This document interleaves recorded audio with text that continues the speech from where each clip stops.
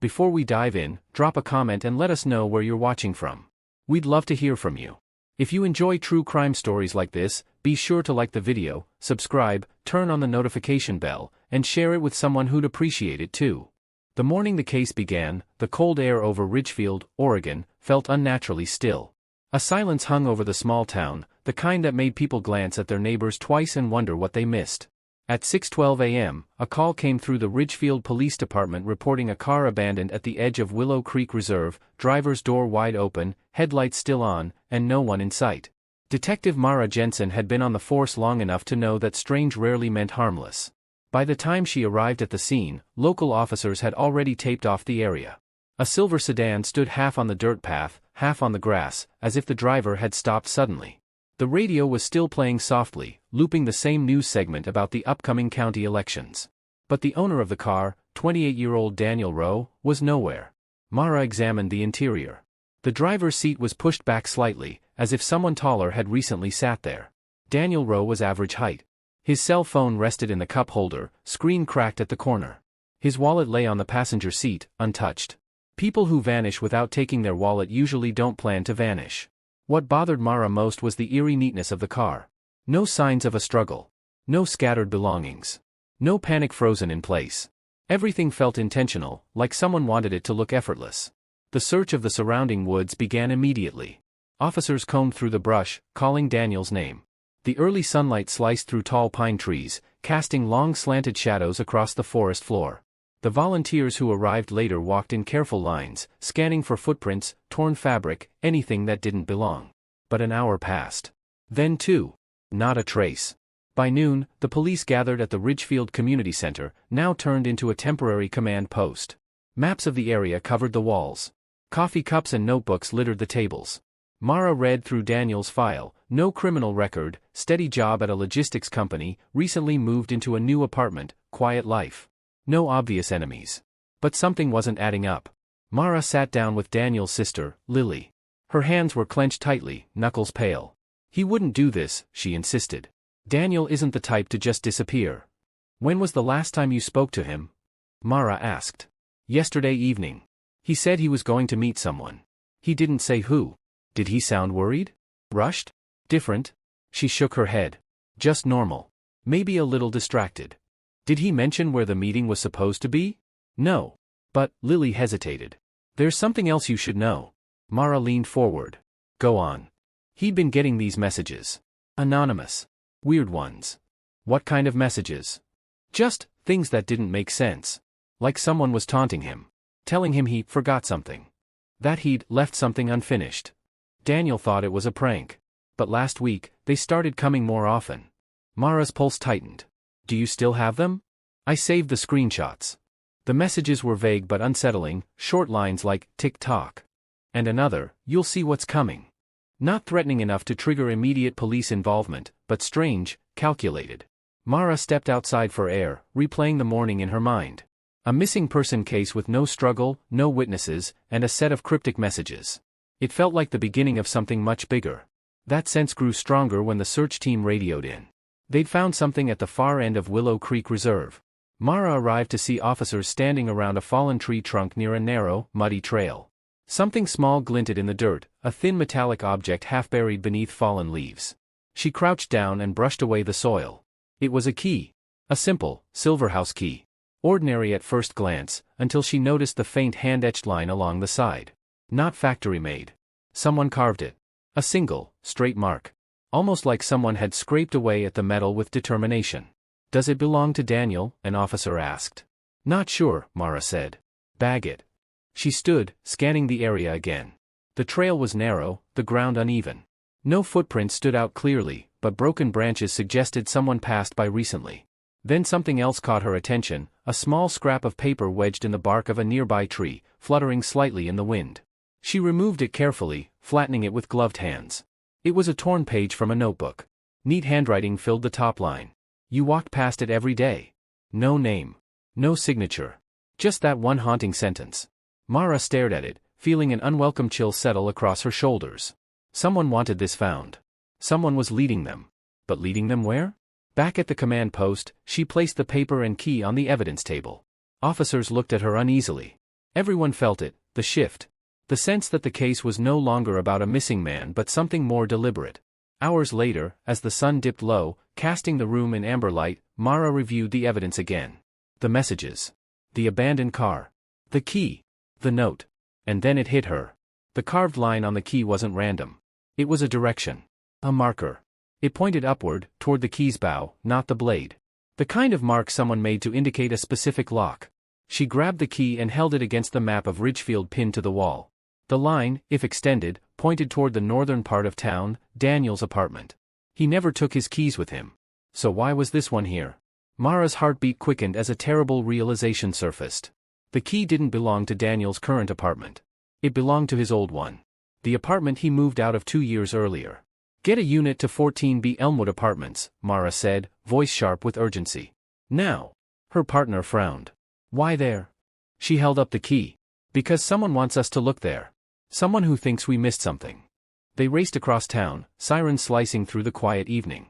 The Elmwood building stood tall and worn, its hallways echoing faintly as officers made their way to the second floor.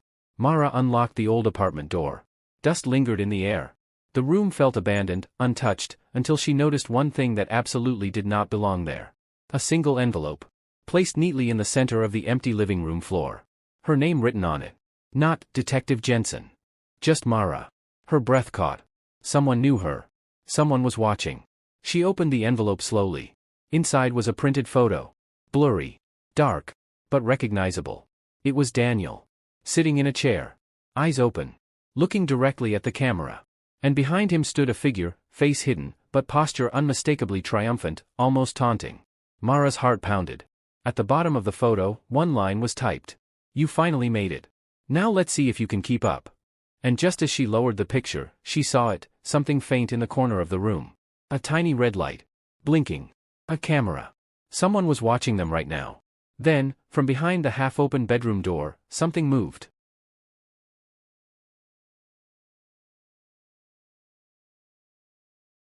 For a split second, no one moved. The dim apartment seemed to tighten around the officers, every shadow suddenly heavier, every sound amplified. Detective Mara Jensen froze, her eyes locked on the slight movement behind the half-open bedroom door. A soft creak followed, not loud, but enough to send a ripple of adrenaline through the room. Hold position, Mara whispered, raising a hand to steady her team. Her partner, Officer Leon Briggs, shifted silently to her right, his posture protective but alert. 2 more officers positioned themselves near the hallway, blocking any possible escape. Mara took a slow breath. Identify yourself, she called out calmly. Step into the open. No answer. She glanced at the small blinking camera attached to the far corner of the living room wall. Whoever placed it there was watching this unfold in real time. Whoever took that photo of Daniel wanted her to be here, wanted her to see this. And now they wanted her reaction. Mara edged toward the bedroom door, her footsteps controlled and quiet. She nudged it further open with the back of her hand. The bedroom was dim. A curtain half-blocked the evening light. Shadows stretched across an unmade mattress left behind by the last tenant. At first glance, the room looked empty. At second glance, she noticed something else, a shape on the floor, crouched behind the far side of the bed. Stand up, Mara ordered. Now. Slowly, a figure rose. Not tall. Not menacing.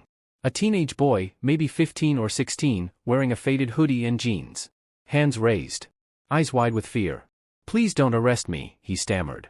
I didn't do anything. Mara lowered her tension a fraction but kept her focus sharp. Who are you? My name is Kyle. I just came here because someone told me to. His voice trembled. I didn't break in. The door was unlocked. Who told you to come here? He nodded toward the blinking camera. The person who sent the messages. A cold heaviness settled in Mara's stomach. Explain everything, she said. Kyle swallowed hard. I got a DM on a gaming forum 2 days ago. From someone I didn't know. They said I needed to come to this apartment today at exactly 5:30 and wait. They said if I didn't, something bad would happen to me. He shook his head. I thought it was a prank at first. But then they sent my school schedule. My bus stop. Pictures of my house. Mara's jaw tightened. Did you see anyone here? No. I came in, and then I heard people outside. I got scared and hid. Leon stepped forward. Why would they want to bring you here? Kyle looked at the floor. They said I was supposed to deliver a message. That's all they said. Mara exchanged a glance with Leon. This wasn't a random teenager. Someone chose him specifically and used him as bait. She crouched to Kyle's eye level. You're safe now. But I need to know everything. Did they give you anything? Kyle nodded weakly and reached into his pocket. Mara's officers stiffened, preparing for the worst, but Kyle slowly withdrew a folded piece of paper. No envelope. No markings. Just one sheet. Mara unfolded it carefully. A single sentence was typed in the same cold, precise font as before. You solved the key. Good. Now solve the boy. Mara felt the room go still. Leon read over her shoulder. What does that mean? I don't know, Mara said quietly. But she did know one thing, the person behind this was orchestrating everything. Choosing every detail. Every moment. And they wanted to make the investigation personal. Kyle sat on the edge of the mattress, shaking as officers reassured him. Mara stepped away, looking around the room again. Old dust patterns told stories, nothing had been disturbed recently except the camera and the envelope. Whoever was inside the apartment earlier had been careful. Too careful. Briggs, she said, check the camera. I want to know exactly when it was placed. Leon inspected it. It's new. Installed less than 24 hours ago. Meaning someone was here yesterday, she murmured. And they knew we'd come today, Leon added. Mara stared at the blinking red light, feeling a presence behind it. Someone watching, unseen, unhurried. Back at the station, officers escorted Kyle home while detectives initiated a forensic sweep of the Elmwood apartment. Mara returned to the command center to reassess everything. The room buzzed with tension. Evidence boards filled with photos, Daniel's abandoned car, the key, the mysterious messages. Now Kyle. A new piece in a puzzle that felt more like a trap than an investigation. Lily Rowe paced near the far wall, her anxiety boiling over. You're telling me someone else is involved now? Some kid? She shook her head. Why would they do this? What do they want with Daniel? We're working on it, Mara assured her, though the truth felt more uncertain than ever. She sat at her desk and examined the note again. Solve the boy. What did that mean? She typed Kyle's name into the system. No record. No previous connection to Daniel. No shared workplaces, neighborhoods, or family ties. Completely random. Or was he? She checked Daniel's phone records again. Dozens of normal calls and texts, coworkers, family, grocery receipts. Nothing unusual. Then she noticed something she hadn't before, a number that appeared 3 times in the last month. Always late at night. Always short calls. No registered owner. No digital footprint. Mara traced it through federal databases. Blocked. Encrypted. Anonymous. Whoever owned that number had the skills to hide themselves. Leon stepped beside her. Anything? Maybe, she said. This number keeps popping up. Could be our link. Before she could continue, an officer rushed in. Detective Jensen, we just finished reviewing the camera feed from the Elmwood apartment. Mara stood quickly. Show me. The lights dimmed as the footage appeared on the screen. Static at first. Then a dark room. The living room. A person walked into view. Tall. Hooded. Clothes dark. No visible face. Calm. Deliberate. They adjusted the camera, stared into the lens for a moment, almost as if acknowledging the viewer, then placed the envelope on the floor. But just before they left the room, the figure turned slightly, revealing a small detail on their wrist, a bracelet made of dark cord, wrapped twice. Mara leaned closer. That bracelet, she whispered. Leon frowned. You recognize it? She nodded once. Slow. Heavy. I've seen it before. On someone connected to Daniel. Leon stiffened. Who? Mara's voice lowered. Daniel's coworker. The one who claimed he barely knew him. Name? Mara swallowed. Aaron Kellerman. Leon's eyes widened. He was at the search this morning. And he never mentioned anything, Mara said. Not the messages. Not the key. Not the abandoned apartment. Nothing. She stared at the frozen image of the hooded figure. Same height. Same build. Same distinctive bracelet. It couldn't be a coincidence. Before she could speak again, her phone vibrated. A new message. No sender ID. Just one line. You're getting warmer. Try not to burn. Mara looked up sharply. Because the message arrived at the exact same time the figure on the screen lifted their head, as if staring straight at her through the recording. The room went silent. And then the lights flickered. For a moment, the flickering lights held everyone in a breathless pause. The command center, usually buzzing with conversation and the hum of electronics, felt strangely hollow. Detective Mara Jensen stood frozen, her phone still in her hand, the message glowing on the screen like a warning carved in fire. You're getting warmer. Try not to burn. Leon leaned over her shoulder. They know we're watching. They know we're close. Mara's gaze drifted back to the paused footage, the hooded figure standing in Daniel's old apartment, a faint outline but unmistakable in posture. The double-wrapped cord bracelet at their wrist sealed her instinct. Aaron Kellerman. Daniel's coworker. Quiet. Polite. The kind of man who blended seamlessly into a room. The kind of man people rarely second-guessed. "Get me Aaron's last known address," she said sharply. "And put out a locate request. He's involved, directly." But something inside her whispered that involved didn't even begin to cover it. Within minutes, officers pulled up Aaron's employee file. His home address. His shift schedules. His emergency contacts. Everything looked routine, almost too routine. Then Leon pointed to something at the bottom of the file. His emergency contact? Daniel Rowe. Mara narrowed her eyes. They were closer than he let on. "Why hide it?" Leon asked. "That's what we're about to find out." Aaron's apartment building sat on the edge of Ridgefield, quiet, tree-lined streets, mailboxes neatly arranged, neighbors who greeted each other politely. It didn't fit the profile of a man orchestrating cryptic messages, abandoned cars, and hidden surveillance cameras. But criminals rarely looked the part.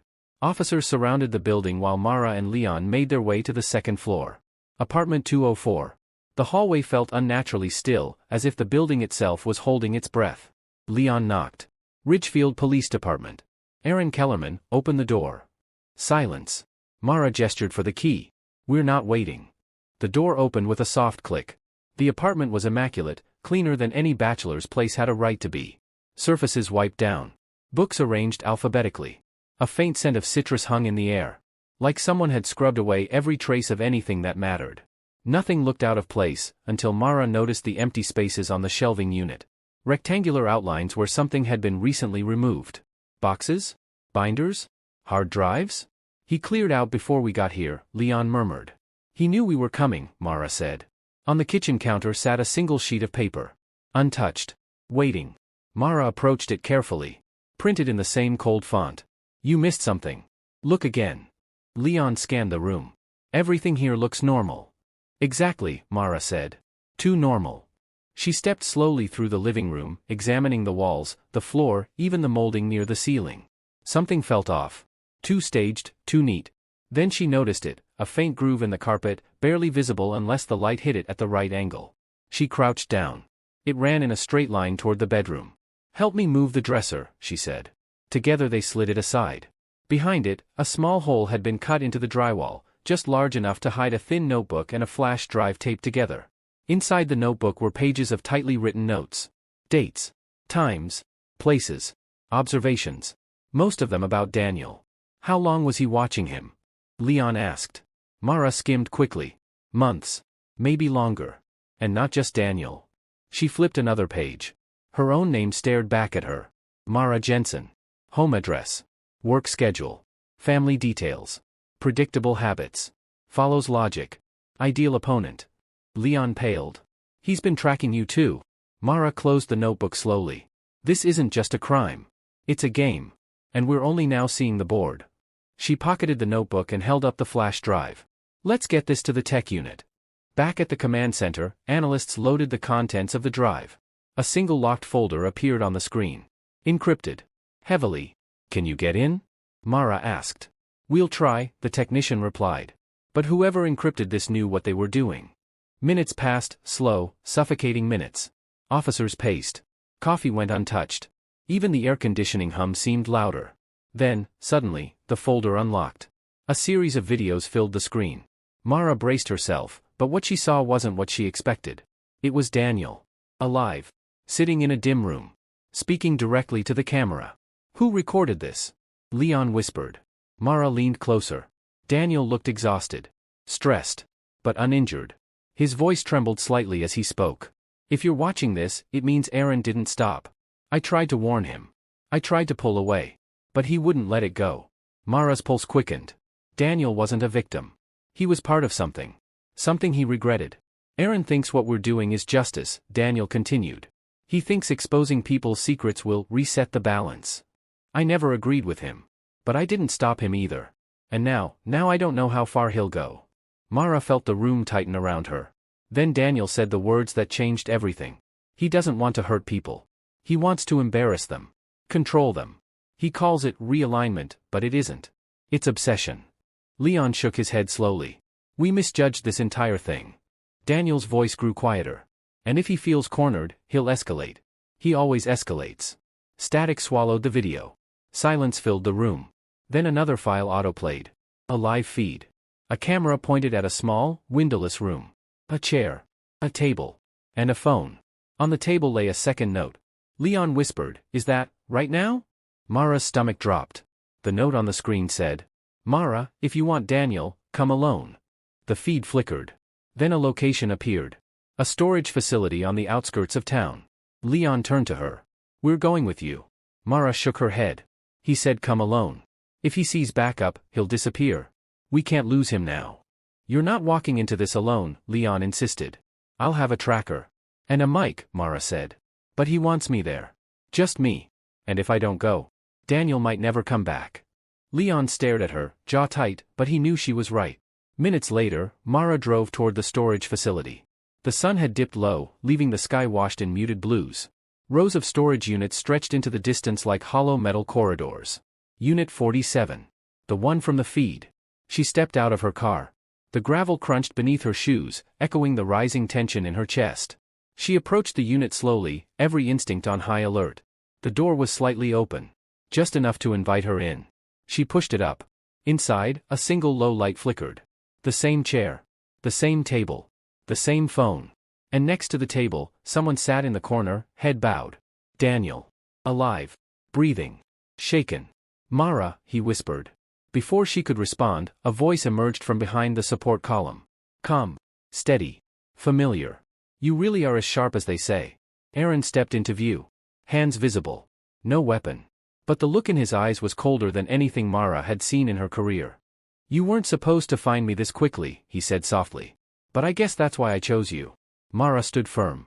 It's over, Aaron. He shook his head slowly. No. This is just the beginning. And then, before she could react, he held up a small device. A phone. He clicked something on the screen. Mara's radio crackled violently. Static exploded through her earpiece. Her backup team's shouts broke through. Mara! Get out, now! Aaron smiled faintly. Check the floor. Mara looked down. One sheet of paper lay at her feet. A new message. This wasn't about Daniel. It was about you.